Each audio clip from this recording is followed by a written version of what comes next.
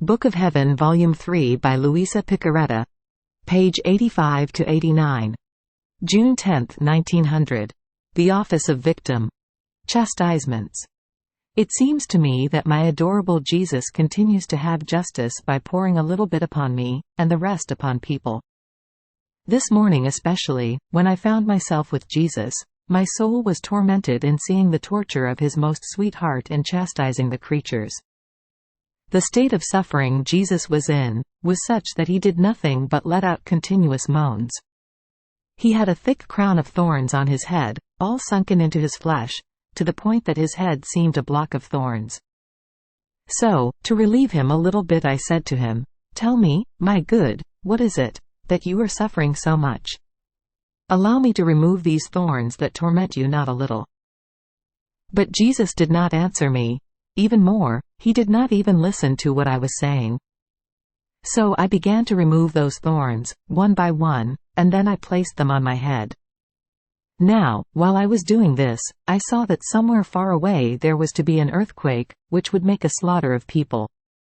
Then Jesus disappeared from me and I returned inside myself, but with greatest affliction, thinking of the suffering state of Jesus and of the tragedies of miserable humanity. June 12, 1900.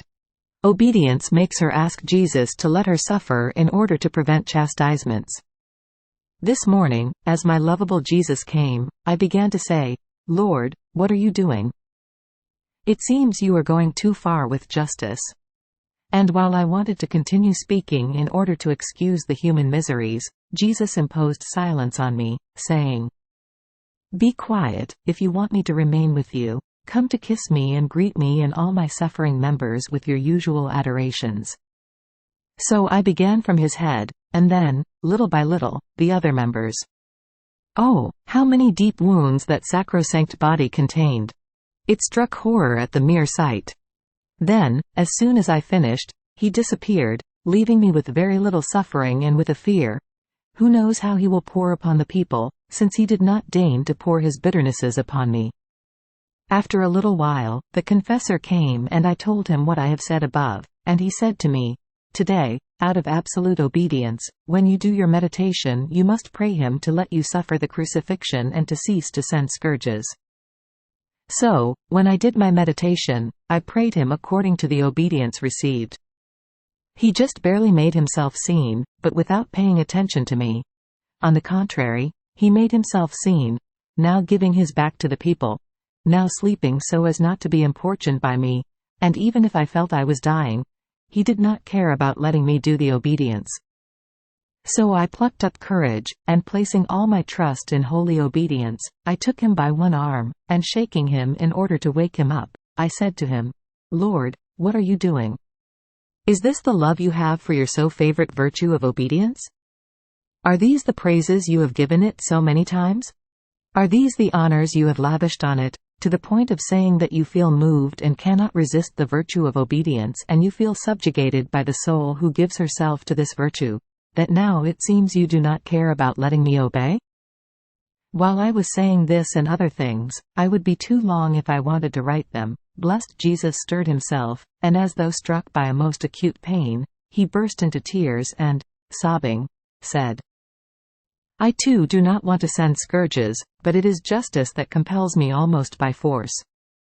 But you, with this speaking, want to cut me to the quick and touch a key too delicate for me and greatly loved by me, so much so, that I wanted no other honor or title but that of obedient. So now, to show you that it is not that I do not care about letting you obey, in spite of the fact that my justice forces me not to do it, I will share with you, in part, the pains of the cross." While doing this, he disappeared, leaving me content for he let me obey, and with a sorrow in my soul, as though I had been the cause of the Lord's crying with my suffering. Ah, Lord, I beg you to forgive me. June 14, 1900. The effects of the cross. As I was a little in suffering, on coming, my adorable Jesus compassionated me and said to me, "My daughter, what is it, that you are suffering so much? Let me relieve you a little." So, though Jesus was suffering more than I was, he gave me a kiss, and since he was crucified, he drew me outside of myself and placed my hands in his, my feet in his, while my head was leaning on his head, and his on mine. How content I was, being in that position! Though the nails and the thorns of Jesus gave me pains, yet, they were pains that gave me joy, because they were suffered for my beloved good. Indeed, I would have wanted them to increase more. Jesus too seemed to be content with me, keeping me in that way, drawn to himself. It seemed to me that Jesus was refreshing me, and that I was of refreshment for him.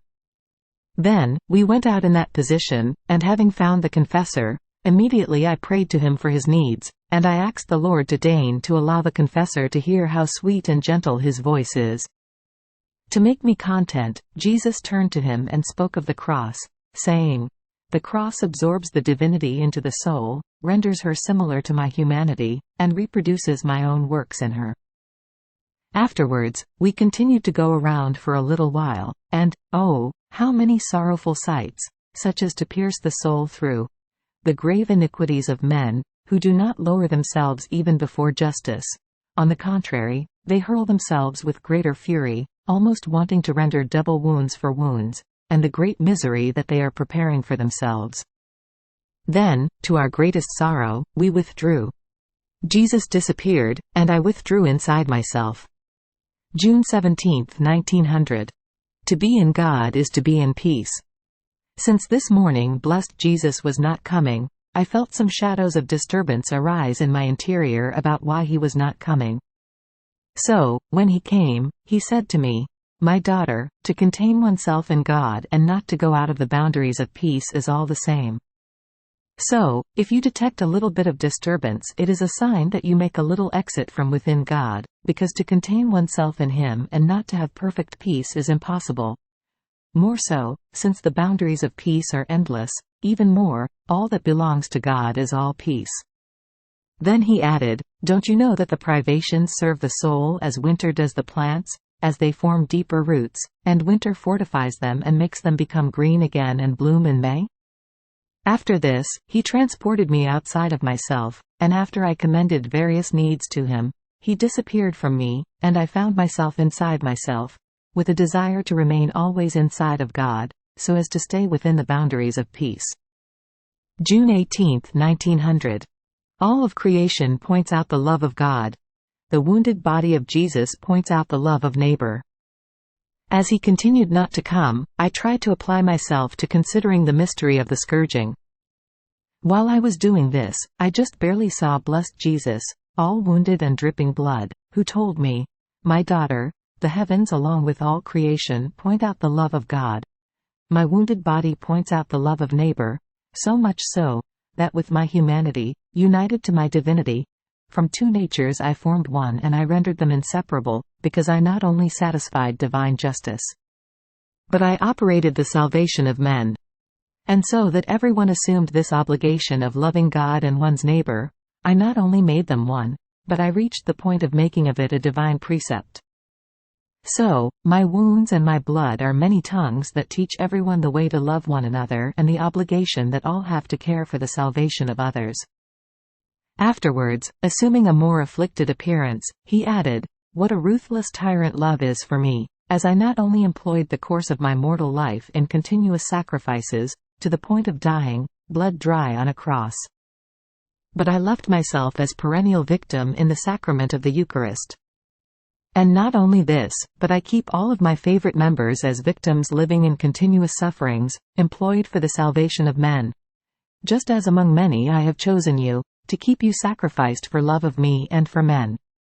Ah, yes. My heart finds no respite nor rest if it does not find man.